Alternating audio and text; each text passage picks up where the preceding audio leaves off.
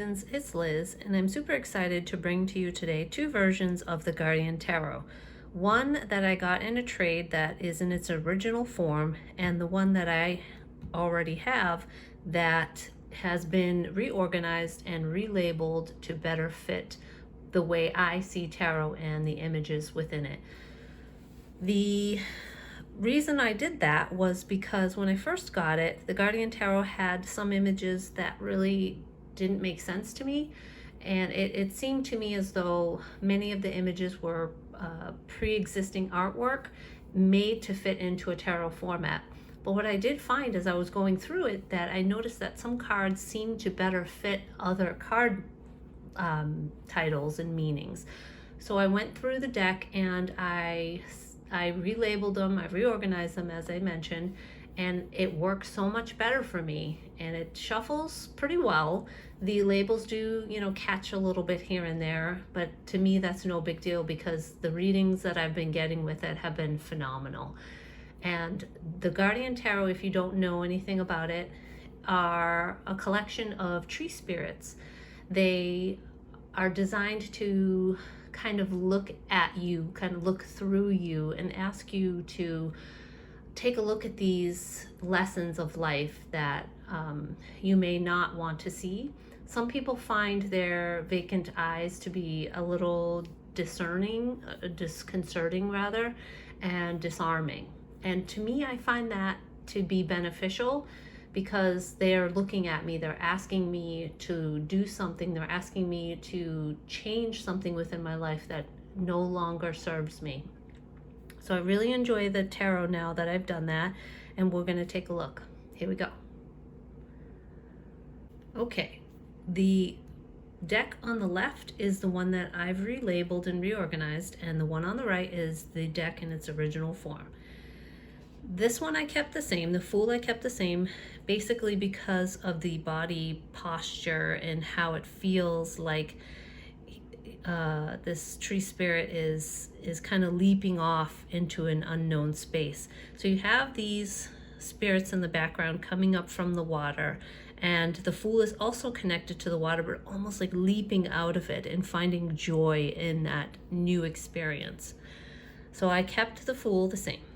Many of them I actually did keep the same, but we'll find out as we go along. The Magician.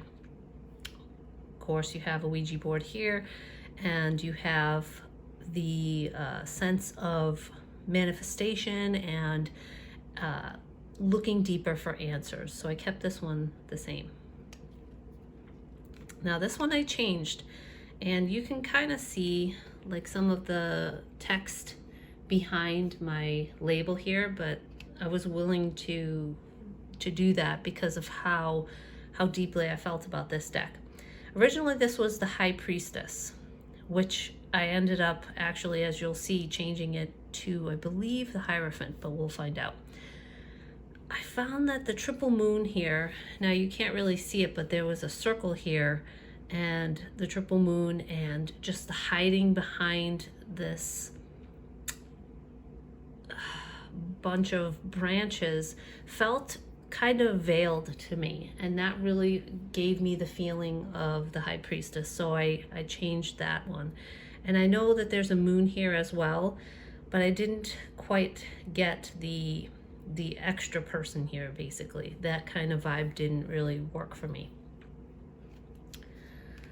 Now the original Empress had this like mother and child here, but I renamed it because I felt that the Empress, as we traditionally see in RWS, is pregnant or birthing something, whether it be literal life or a project of some kind. And I love the lushness of the hair here and the smelling of the rose. And as you can see, there's kind of like a pathway going on off into the distance. So I renamed this card to be the Empress, and I want to say this is like the 10 of Pentacles or something, but we'll find out. The Emperor I kept the same. I love this card. Love the red, love the feeling of the rocky foundation that is able to withstand the tumultuous sea. And you have this figure looking down and feeling very confident in the stability that he's created. Yes, so as you can see, I renamed this card to be the Hierophant, and here's the original Hierophant. You have this person kind of coming up from inside. So there was no real teaching element, I didn't feel. And this person's like looking off into the distance, and it didn't quite make sense to me. So I renamed this the Hierophant because of you can see the shadow of the knowledge that's from within being given to this smaller figure here in the background. So I felt that that was more indicative of the Hierophant. The Lovers I kept the same. You definitely get that feeling of two people connecting to one another, choosing each other. Here's the original Chariot. Now, as you'll find out, there's a couple cards in here that have, I believe, a sword and a cup standing alone. So I wanted to work that in somehow into the aces. So I chose this card as the Chariot because you have the wings and you still get that feeling of movement, as opposed to the Chariot. There obviously is no Chariot here, and I didn't quite understand the use of the sword here. I guess I understand the Chariot as having the drive and the will to move beyond circumstances into another place, like the power, the drive. I get that from the sword, but I felt like the movement was better depicted in this card here. And obviously I only had a certain 78 cards to choose from, so I had to decide which ones would be better in which spot. So here's our Strength card. Now, I didn't quite feel that this was indicative of strength. You have that root system here, and I get that. But here in the background, there's a little deer. So I felt that this, having that animal element was more indicative of the Strength card here. So you have kind of a dark background here, and I felt that looking towards the moon and finding comfort and solace in that guiding element had more to say about inner strength and working beyond the obstacles that can be coming from within than this card did. The Hermit I kept the same. You have your tree spirit here looking at this poor soul, off on the cliff by himself. Just maybe this guy sent this eagle to take a look and make sure he was okay. So I felt that that was still a great depiction of the Hermit card. Here's the original Wheel of Fortune, and I changed it to this one because you have the turning here, like you see that movement here in the circle here, and up and down we go, and that kind of is how that made more sense to me, as opposed to all of these different circles here, which I ended up labeling this card to the Seven of Cups, because I felt like in the traditional Seven of Cups you have the person looking on into the options available, and I felt that that was better depicted here. Justice, we have the scales perfect, no changes necessary. Suspend was the same. I love that the leaves kind of dropping off, and just this figure here is just waiting to waiting to see what happens to the leaves that are going to leave him anyway. Just letting things come into this like bowl of water and seeing what happens, waiting and observing.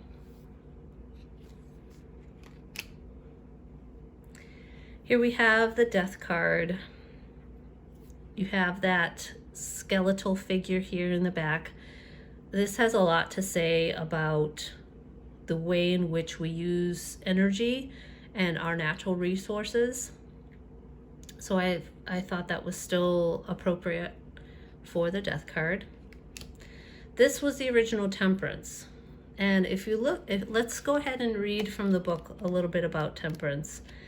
Temperance says, with a devilish smirk, this guardian presents you with a divining dish. Seeing the triple moon or trinity, she is aware of each stage of life and the influences which play upon us even before we understand ourselves. She knows the lessons and she knows the follies. How we approach and utilize the upcoming events to improve ourselves for the better are very much our own doing. And then it says, when this card appears, it shows that we have some life lessons coming our way. Prepare and be aware of these lessons and visualize who you want to be in the end. Make your choices accordingly. I don't know. I mean, does that really depict the Temperance card for me? Life lessons. I guess after death, you definitely have some reconciling to do, some changes that need to be made. But for me, Temperance is about choosing between two extremes, two opposites. So here we have the dark and the light. And then we have this figure coming up from the center, coming up the middle way, the middle path, the path that is moderate, that does not lend itself to swinging one way or the other. So I felt that this one, with the moon guiding this overcasting this light on the path here, felt more like Temperance to me, blending those two, and you can see like the blending of the color in the background. I felt that this was better than this one, especially since I wanted to use this triple moon for the High Priestess. The Devil. I definitely enjoy this as the Devil because you have this figure who's covered by these branches and these beautiful flowers, and the flowers probably smell really beautiful, and you just want to approach the flower and smell the flower, and then what's laying behind it is probably something much more nefarious. And that's pretty much how I view the Devil as vice. It's something that feels good, that's pleasurable, but just beyond that, taken to the extreme, if you wait just a little bit too long, the Devil will come out and snatch you into its clutches. Here's the Tower. You have that shattering. It looks like this figure has just caught a note or something, so it could be some news that completely shattered this figure's worldview. So it still works perfectly as the Tower. Obviously we have the Star. Perfect. The Moon. Yes, we have the Wolf. We have this figure here in the rock as well. Love it. The Sun. Yes. Judgment. We have these figures coming up from the graves. It's perfect. And the World. So you have this figure looking at the globe, and you have these figures here coming down. It works. So you come up and you come down, and then it's like these figures are leaving the earthly plane to move on to another realm or another level of existence. So that's the majors. Here we have the Ace of Wands. This did not feel Ace of Wands to me because you have these birds building something. You have 3 eggs. So I didn't feel that really depicted the Ace of Wands. That's indicative of something that we'll see coming up. This one, the Ace of Wands, perfect. You have that engulfing of flames, that fresh new idea that's just taken over your focus, your entire being. You have it, singular focus here with the eyes. So I feel that this depicts the Ace of Wands much better. 2 of Wands, we have the person looking out into the distance from high ground. It definitely works for the 2 of Wands. 3 of Wands, you have the 3 candles here. Definitely works. And it really wouldn't go for anything else, especially with how prominent those 3 candles are. So you have a choice. You already lit the candles. You have to wait and see, which one burns down more effectively, which one is the path that you want to take. The Four of Wands here did not feel like the Four of Wands to me, because this figure is almost like an apparition or a figment of this figure's imagination. This one to me felt more like the Four of Wands, because we have that canopy here that is reminiscent of the RWS. We have the flowers here. We have that feeling of celebration, like people are going to be coming and having possibly a wedding here. And this figure is looking down on the festivities and blessing them, sort of.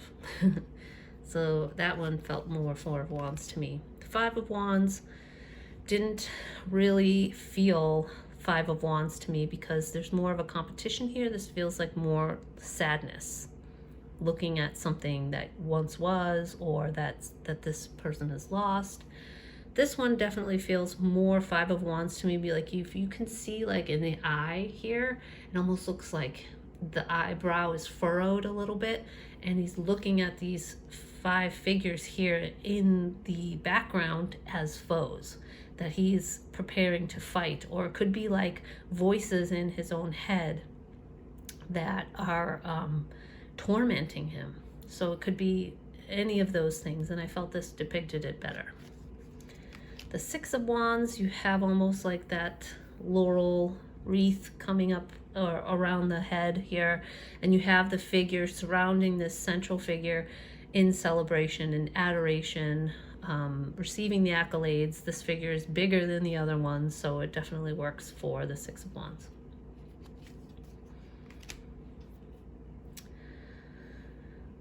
Seven of Wands, we have almost like this bird is the backbone of this figure here.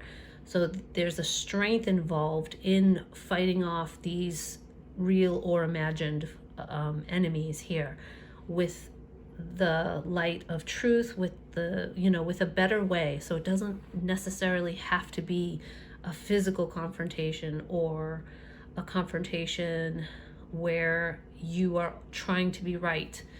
This bird here is lit from the center and is providing that groundedness that is going to allow this central figure to make their case in a better, more enlightened way. And that's kind of how I see this card.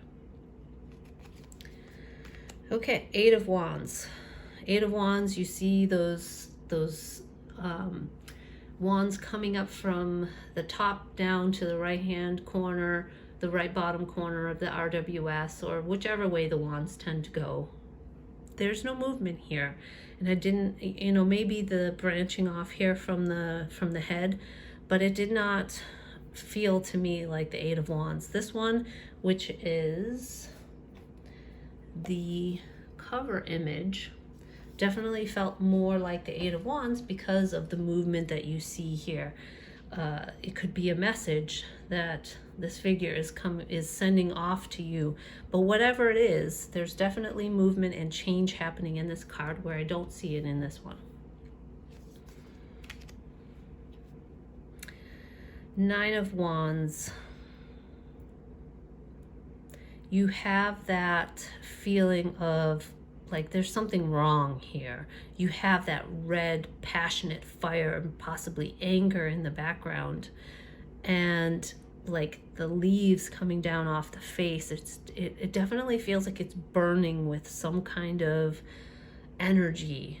And the Nine of Wands, I feel like definitely has that. Like if you're ready to defend something, your last stand, you see like these branches are coming down over the face, but there's still fire in this individual for the last battle. It's interesting, I'm noticing, which was kind of like disrupting my train of thought. Look at the color difference here. Like this one is super red and this one's almost an orange. Like I'm just noticing that. I didn't notice before that there's definite color saturation differences. I'm gonna have to keep an eye out for the rest of the deck, because I mean this is the same thing. Let's see, the Ten of Wands. Just, yeah, this one's a little bit lighter and this one's a little bit darker. Interesting. The Ten of Wands being burdened. So you have the branches taking over the individual, and that definitely works for the Ten of Wands. But this individual can see past the burden to see into the future and what they're going to do with this burden. Page of Wands. Got to have the flames, so it's just like, you know, getting that first spark. And this individual feels somewhat naive and immature in the facial structure, so it definitely works for the page. Here was the Ace of Wands that I had renamed. So this was the Knight of Wands, and I guess it could work because of that. But I chose this one because of the rest of the court cards here.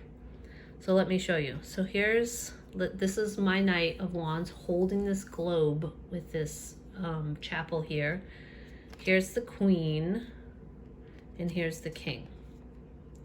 So you have the Knight, the Queen, and the King holding a globe, and it gets progressively larger and much more intense. So you have the flames surrounding this globe for the Queen. So let's take a look at the rest of the suit as it was originally intended. Yes, these are not flames, but you have the movement here in the leaves, and you have that globe. So the green you could definitely see is like green with envy, and the Knight is moving forward to change his circumstances and achieve his goals. And these leaves almost have that feel of flames due to the color. So this was the Queen, same, and the King is the same.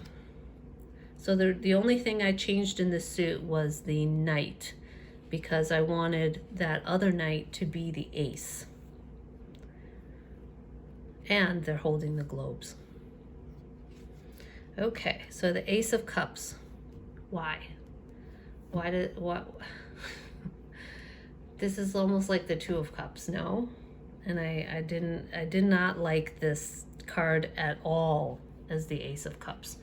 This one totally makes sense. She's holding a flippin' cup, right? It's the only one, I believe, in the deck that's holding a cup. Why wouldn't you make it the Ace? I don't know.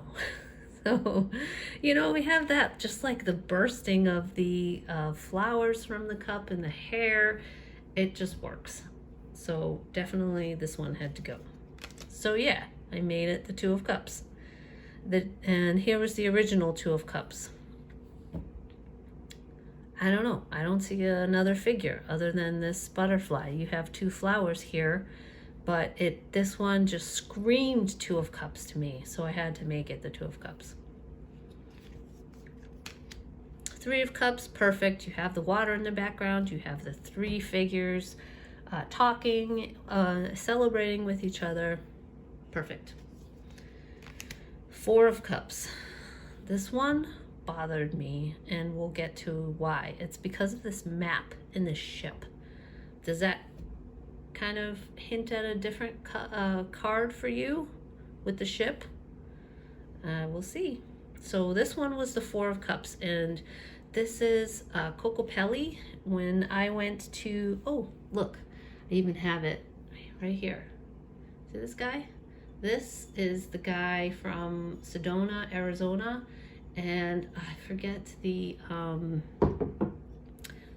myth where he kind of like plays his little flute. You have that, here's like a figure calling this figure into another opportunity, and yet this figure is totally immersed in looking at one thing, this ring, if you can see it. So that felt like, you know, kind of apathetic, really just stuck when the opportunity was being given in the distance that this figure, the central figure, was ignoring. Five of Cups had to be this card because of that feeling of sadness. Look at these like building of droplets here from the ends, like tears. This Five of Cups, we have 1, 2, 3, 4 figures here, and you know, I didn't even make it so that the the figures or the elements match the number. It was really just the feeling of the card that I was after. And I didn't feel that sadness here, like they're looking at you, this guy's looking at this person. I don't know. This one had to be the Five of Cups for me. So here's the original Six of Cups. Changed it to this one because of that feeling of nostalgia, that feeling of things that have once been, that this central figure is now kind of trying to embrace once again, looking back into the past and trying to relive those moments of connection or better days or someone that they've lost. And it just had that feeling of nostalgia much more for me than this card here with this budding fruit. The Seven of Cups. So this was what I changed this card to, the Knight of Wands. Seven of Cups has that feeling of illusion, has that feeling of multiple choices, and that's why I had to have this one be the Seven of Cups, because this person's looking like, which one do I want? Which one do I want to choose? And yes, I guess you could get that from this like crystal ball type of thing, feeling here that we have, but this one for me harkened back much more strongly to the RWS that I was looking for the Seven of Cups. Eight of Cups. This is almost like the opposite of the Eight of Cups. The Eight of Cups is about leaving circumstances. This guy is completely rooted to the ground. He's not going anywhere. So I didn't quite understand this, but this one definitely felt like, look, this figure's turning away from the sunset, whatever it was that was not in this figure's best interest is coming to an end, right? The sunset. I mean, I guess this could be a sunrise too, whichever one works for you. But for me, this was a sunset, like moving, something that was being done. We're closing a chapter, and this figure is moving off. So, you know, seems pretty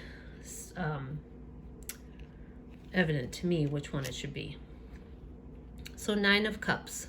Nine of Cups is about abundance. It's about, it could be the wish card. It could be just being in a situation that you have counted all of your blessings, right?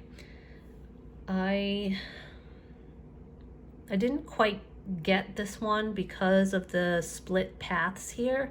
So I felt like this card definitely needed to be assigned to something else. This Nine of Cups here, you have this framing of this figure here.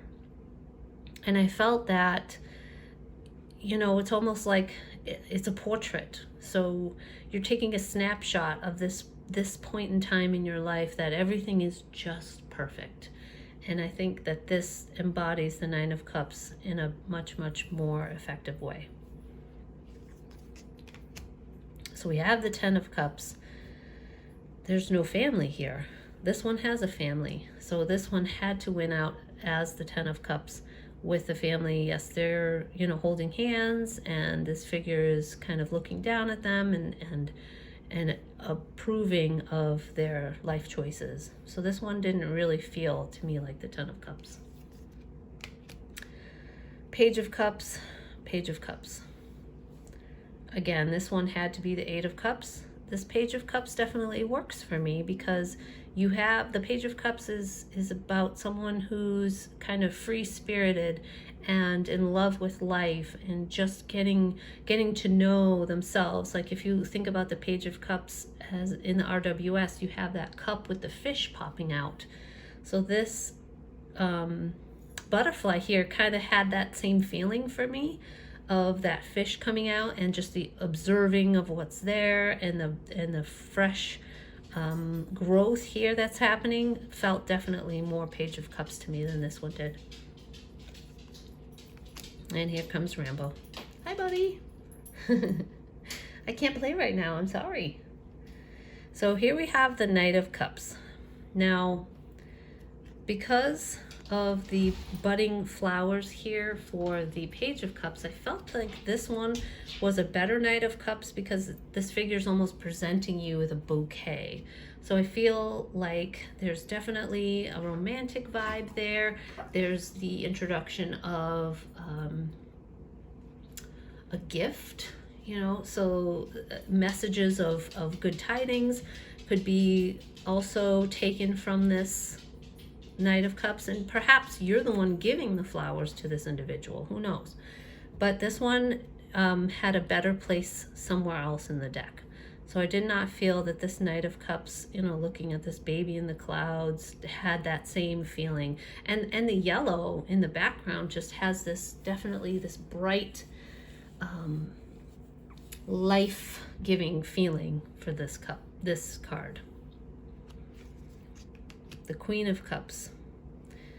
I get it, you know, I get that this could be seen as the Queen of Cups, but when it's the only one with a cup in hand, it definitely didn't feel right to me to have this be the Queen of Cups.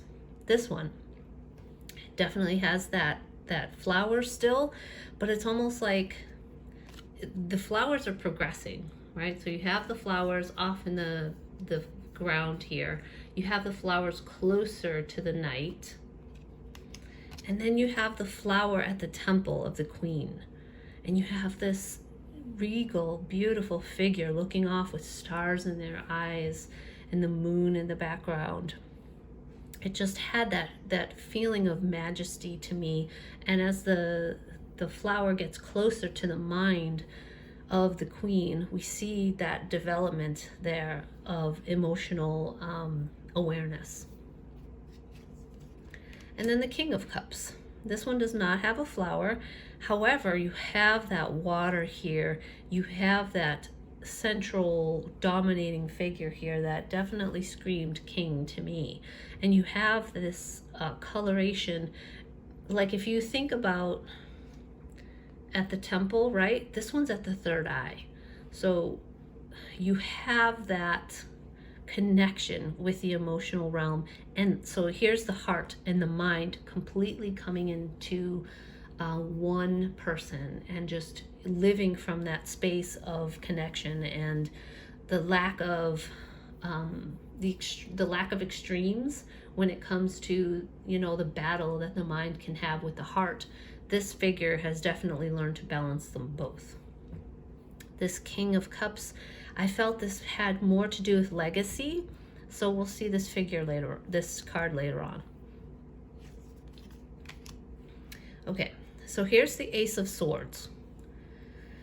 This one I redid as the Chariot because this one was the only one with the sword, just like I chose that cup for the Ace of Cups. This had that sense of clarity and breaking through obstacles, that insight.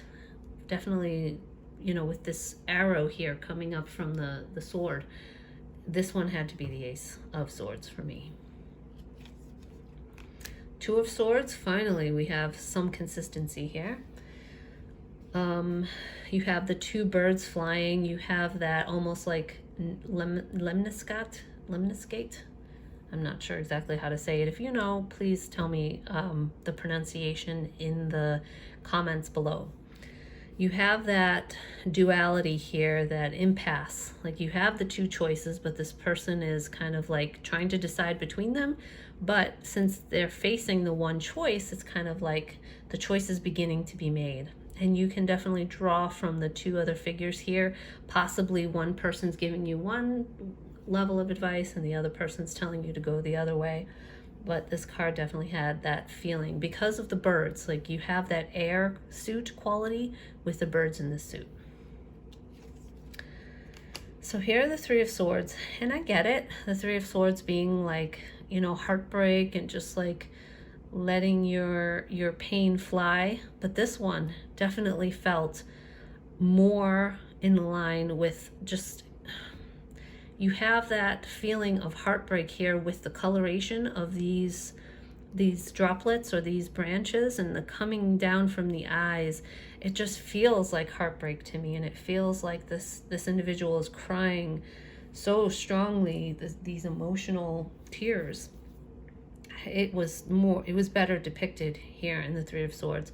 And of course, the Three of Swords I don't tend to always read as heartbreak and betrayal, but you know, we have to work with what we are given here, and this one had more of a feeling for this card as it stands in the RWS than any of the other ones.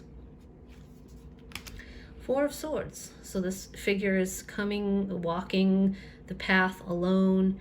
Again, we have the bird here. So I definitely feel that this figure is taking a break and maybe talking to his intuition as symbolized by the bird, or his higher self, or something to gain some better understanding of oneself when you go for a walk by yourself with your own thoughts and can really breathe. And that kind of is depicted also with the lack of vegetation and budding leaves on the trees. So everything is kind of vacant and bare. And that kind of openness and emptiness is exactly what I see in the Four of Swords. So here we have the Five of Swords.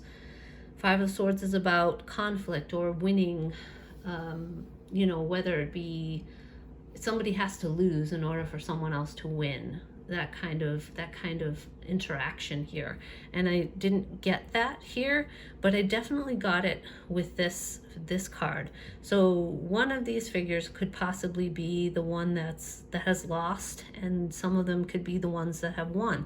And these two figures are kind of looking at you, asking you, which one is it? Which one are you? Are you the figure that has given up your power, or are you the figure who has dominated the other figure? Because in the RWS you have the one figure carrying the swords while two other figures kind of like walk off into the distance defeated, and I definitely got that here. And I like that they're looking at you, and you have multiple figures here, and I like that as well. Oh, and this kind of made me feel like everything's interconnected, right? So let's say you take advantage of someone and you get lots of money.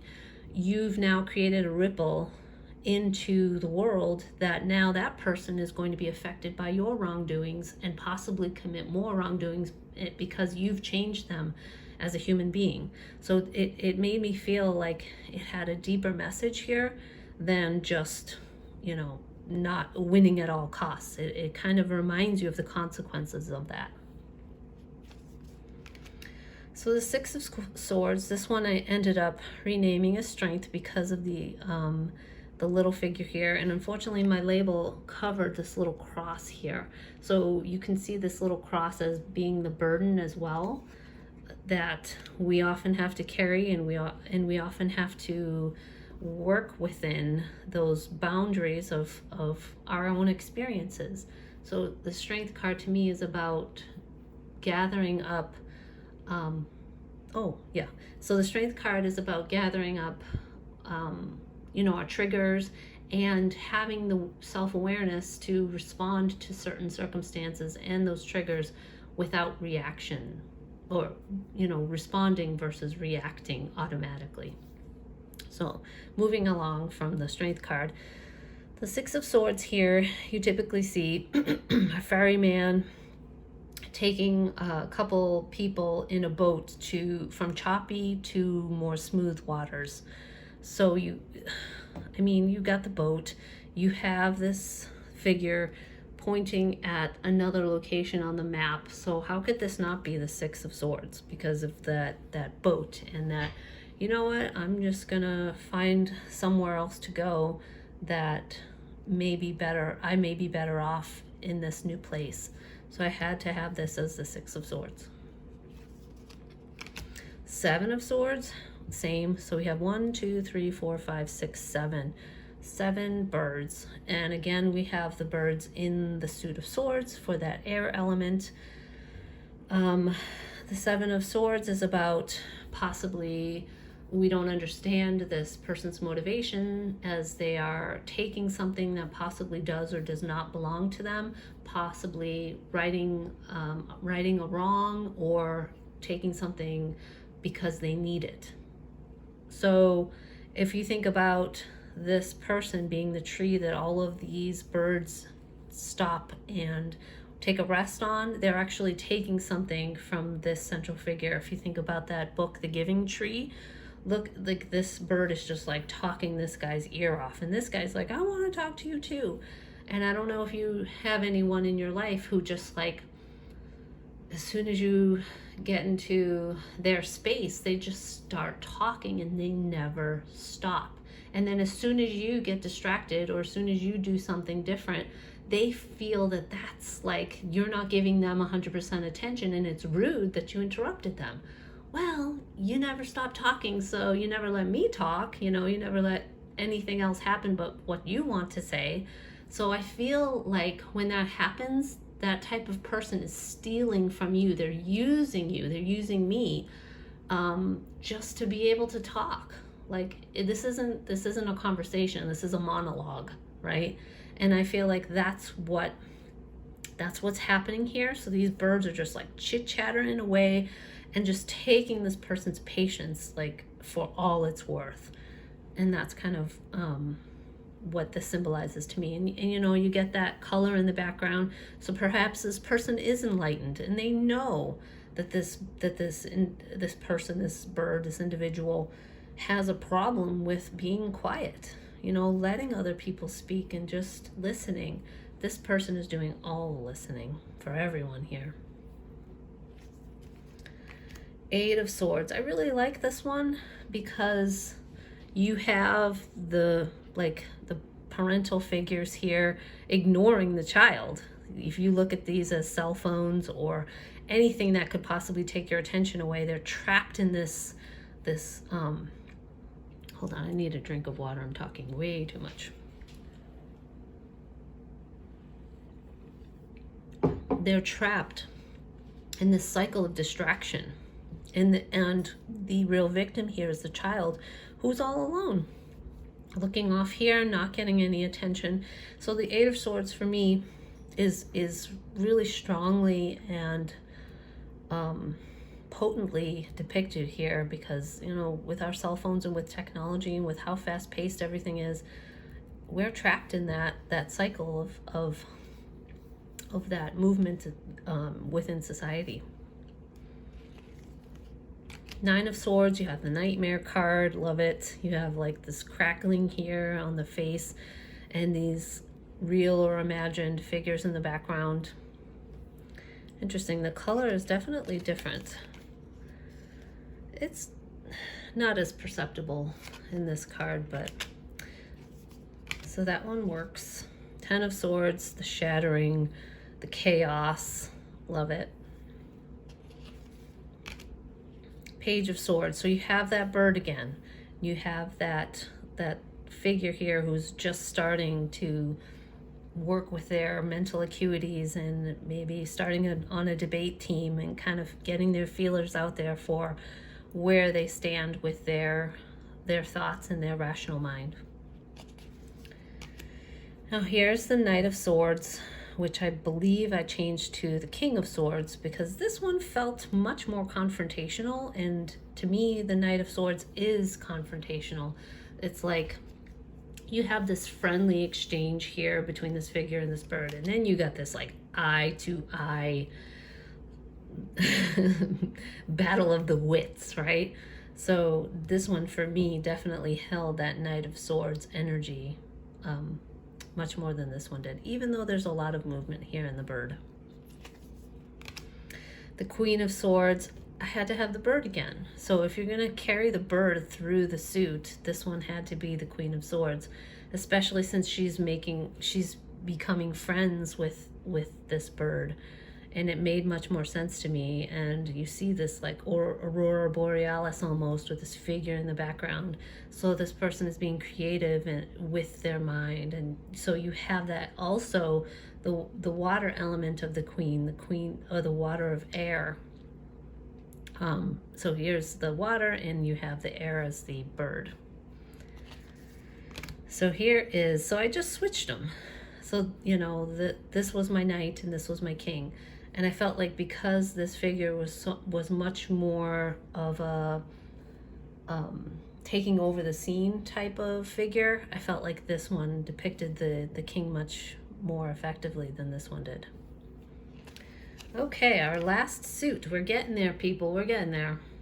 This felt much more like an ace to me, especially since it's coming out from the crown. Here you have that potential here budding off. This did not really feel like the Ace of Pentacles as much to me. It felt more like the Empress to me.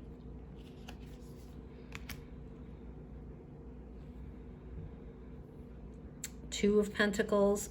This felt more like the Two of Pentacles because of the balancing between this road and this road with all of the signs here.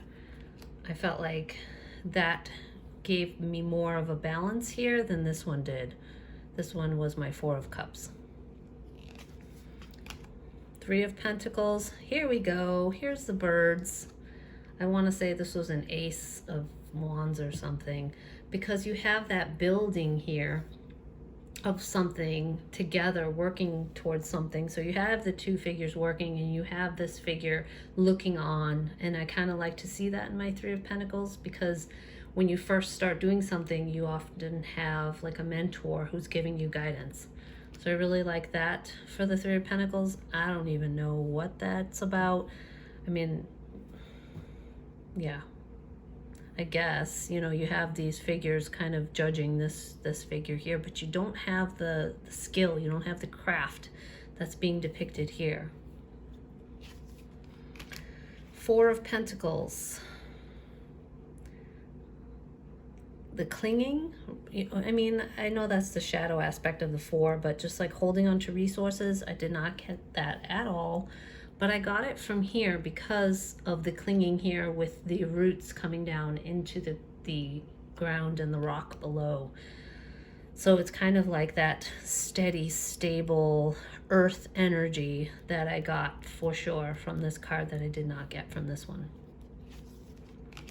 Five of Pentacles. It's kind of about being left out in the cold, deprivation, poverty, illness, and I got that feeling here from the look on this figure's face and the kind of like the colors in the background felt kind of menacing, and I didn't feel that here. I guess you could get it from the rocks, but I know I needed this card to be something else for the quartz coming up in this suit. So I felt that this one more depicted the energy of the Five of Pentacles. You know, if you think about this as an illness, it's kind of like taking over and it's not good. So this one feels like he's kind of smelling the flower, versus this one had more of a menacing energy, a difficult energy. Six of Pentacles.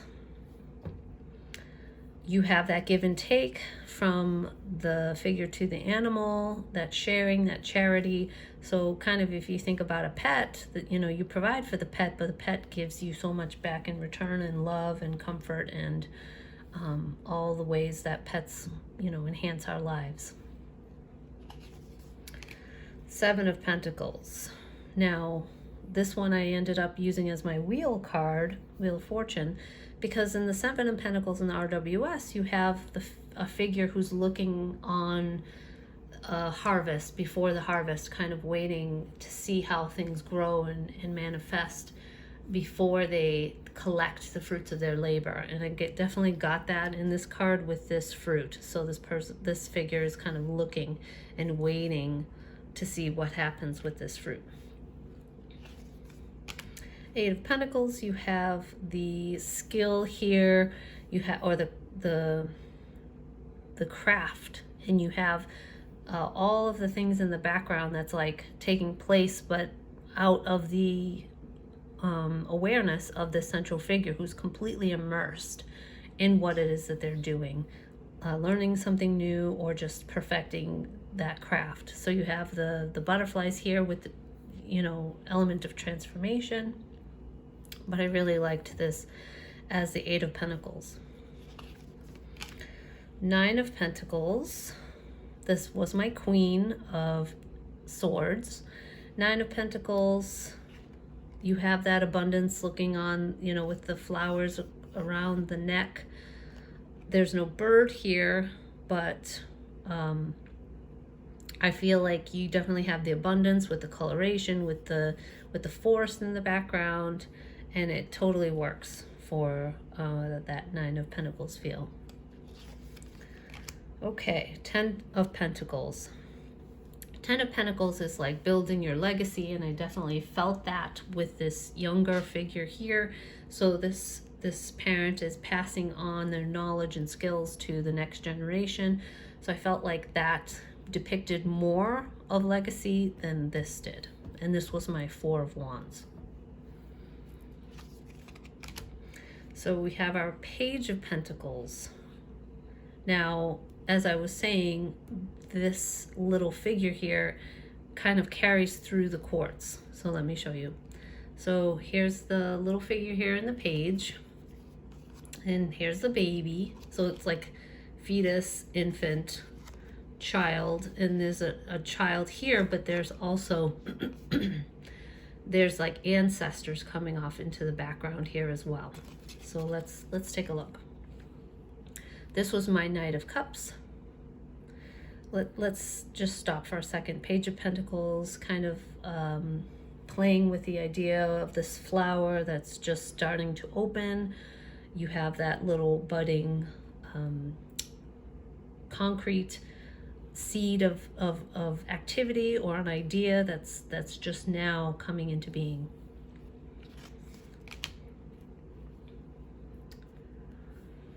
Knight of Pentacles.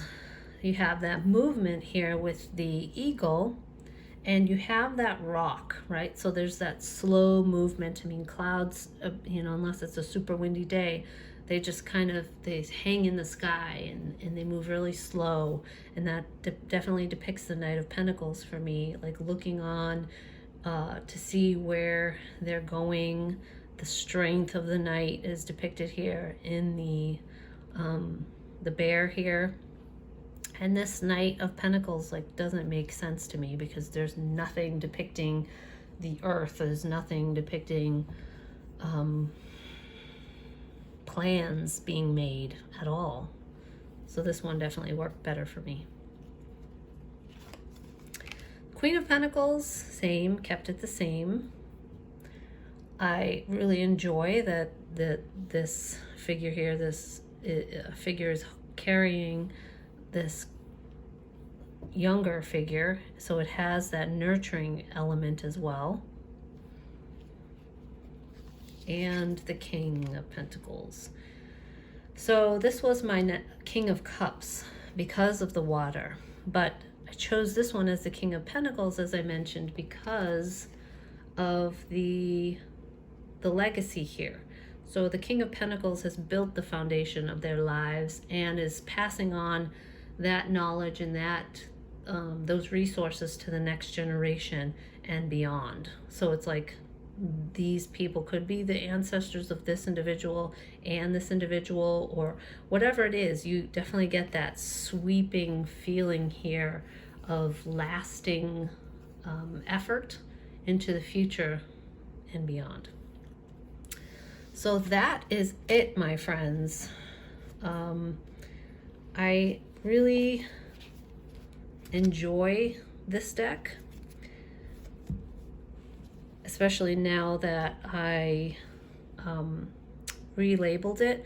Now, I don't know if you noticed, but some of the labels kind of like caught on the edges, but it really doesn't bother me. The cardstock is very similar to the Spirit Within Tarot by Stephen Bright, same publisher. Thick, very thick cardstock. I really enjoy it. I don't mind the cardstock at all. I like the size. It's very manageable, and I hope that you enjoyed some of this discussion. I hope that it kind of like, I know for me, it definitely helped me